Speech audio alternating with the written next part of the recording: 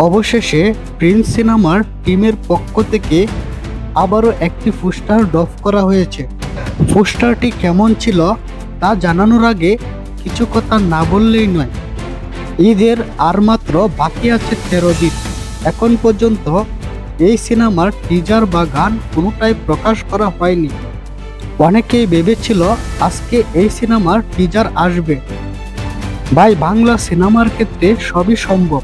এখানে teaser trailer বা গান না দিয়েও সিনেমার রিলিজ দেওয়া সম্ভব। সম্ভবত তারা পোস্টার দিয়েই এই সিনেমার প্রমোশন করতে চাচ্ছে। প্রিন্স সিনেমার এই পোস্টারটি কেমন ছিল? এখানে মূলত আফগানি পাঠান চরিত্রে দিবেন্দ্র ভট্টাচার্যের লুক প্রকাশ করা হয়েছে। এই লুকটি ছিল অস্থির। এই লুকটি প্রকাশের পরপরেই শুরু হয়েছে আলোচনা। পোস্টারে তাকে ভয়ঙ্কর রহস্যময় উপস্থিতি দর্শকদের কৌতূহল আরও বাড়িয়ে দিয়েছে।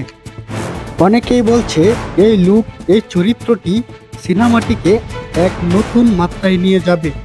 আবার কেউ কেউ বলছেন এই চরিত্রটি সিনেমায় ভয়ঙ্কর হয়ে উঠবে। এই পোস্টারের ডিজাইনটি অসাধারণ হয়েছে। এই পোস্টারটির মাধ্যমে দর্শকদের আগ্রহ শতগুণে বাড়বে।